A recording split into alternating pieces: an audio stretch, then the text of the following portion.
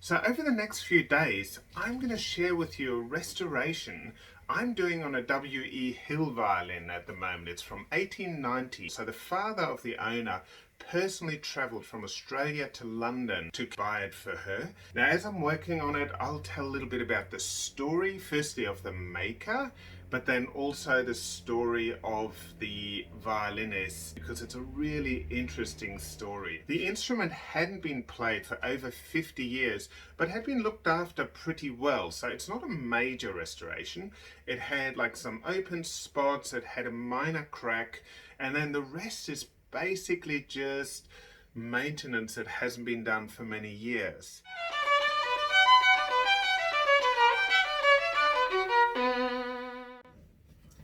Hi, good morning. I'm back again.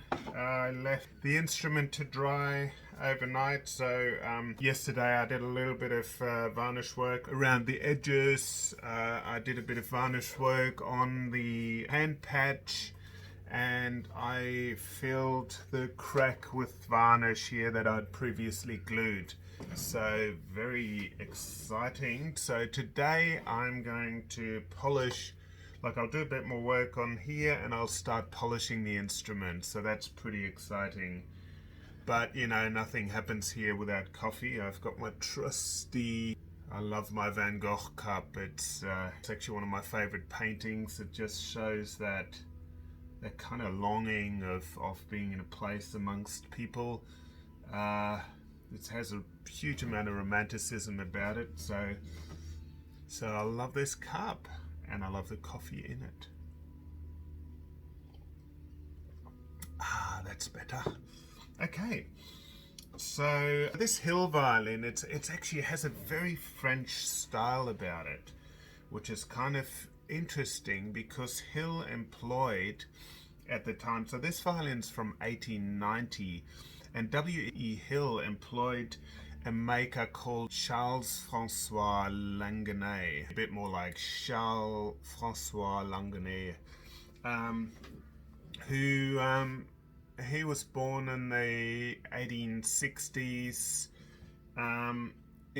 when he's 21 years old. So in 1882 he worked for Hill for a little while, but then had to go to war. I think he fought in the Foreign Legions or something like that for France. Bit of a weird one. But then he came back and worked for Hill for another 48 years, and obviously would have made instruments for them.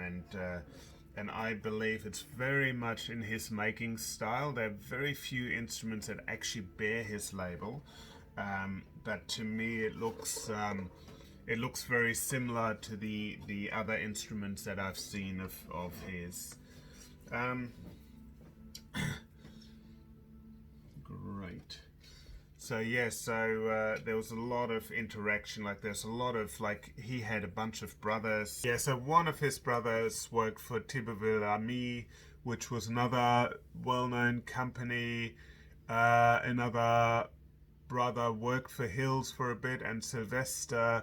So they they were real violin making family, and they had a lot of connections. They didn't really have their own businesses.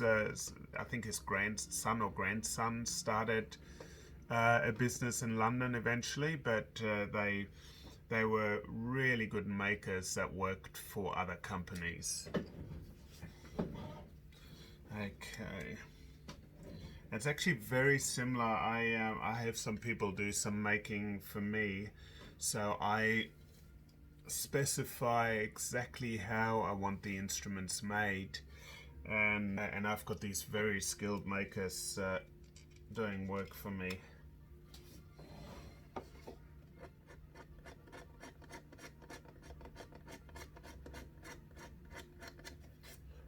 So I'm just going to.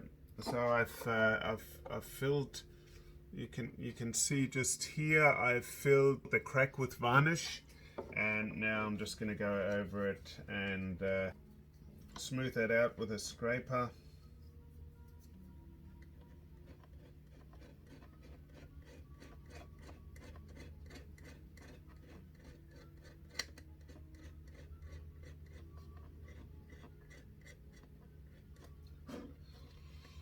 So the goal is to have that crack as invisible as possible.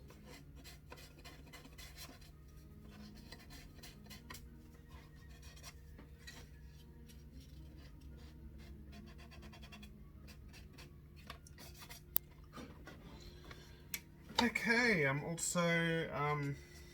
going to start doing a little bit of polishing, French polishing on the violin. So I don't really need this. The other interesting thing is the story of the violin. I'll tell you a bit more about the story of this violin when I'm a bit further finished, because it came into Queensland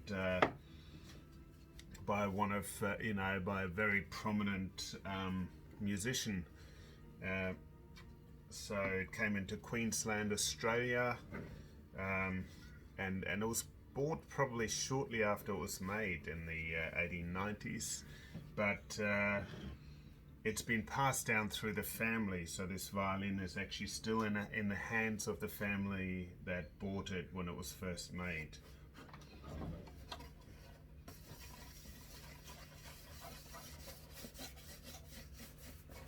So I'm just getting started on the polishing now.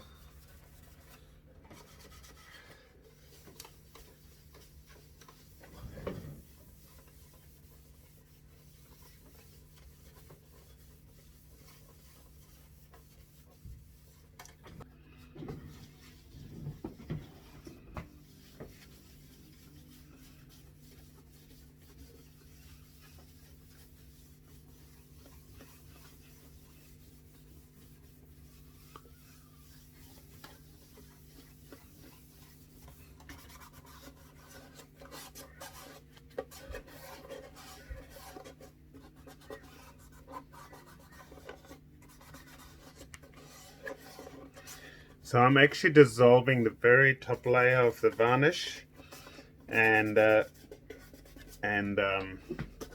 working with a bit of extra varnish. It's not much. It's just to make sure that the instrument is properly protected.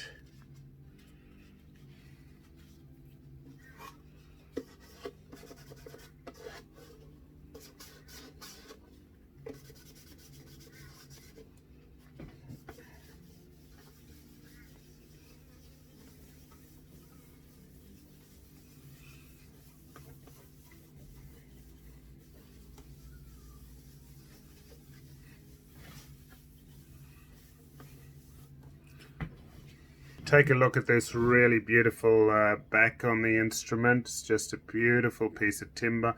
Also the workmanship, the very clear, the very clean corners, which shows that really strong French connection in making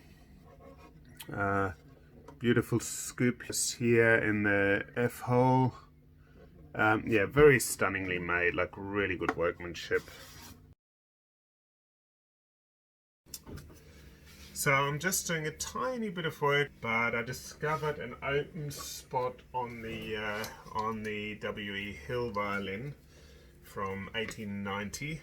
So I'm just going to glue that. So there's a spot open here. I'm just going to rub some glue in here. Also use the knife just to make sure it's all covered. These open spots can actually cause the instrument to vibrate very strangely, and so it's really important that they're all glued. It's probably the fact that the instrument hasn't been played for 50 years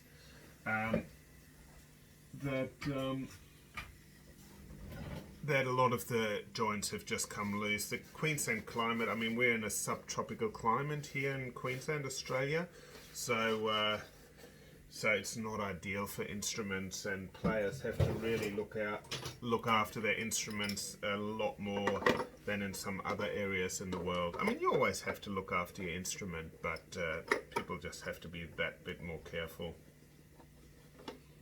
Okay. So I'm just putting on these clamps. I built these clamps over 34 years ago at my dad's workshop when I first started learning It was one of my early projects, and my dad was quite fussy about how I finish certain aspects of the timber, because that's how you learn violin making. So first I made a lot of my tools, and you know, there's some leeway for mistakes there, which is good. Now while I've got it here, I'm actually going to check a few other areas, just making sure that some of the other areas aren't open as well. Let me just have a quick look.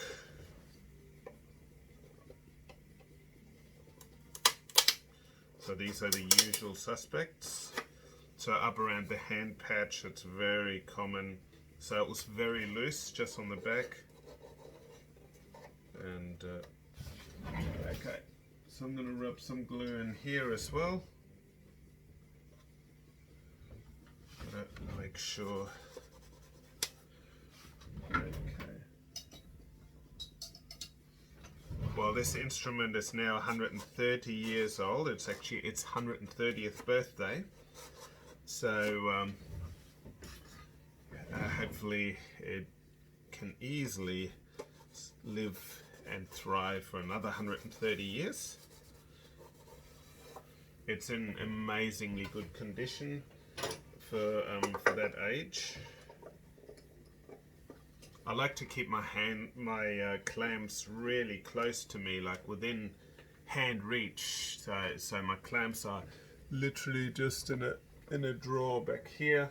So they're very easy to reach when I'm gluing. Also sometimes, like some of the clamps I will actually lay out in front of me, but these clamps are close enough that I can just grab them when I need them. Okay, well that's it for now. Now I'll wait till tomorrow morning to take those clamps off. So, day 4, all finished. The instrument's getting close to being restored. Keep watching, press subscribe and hit the little bell, and that way you'll find out when the next video is up, and the instrument's going to be finished quite soon.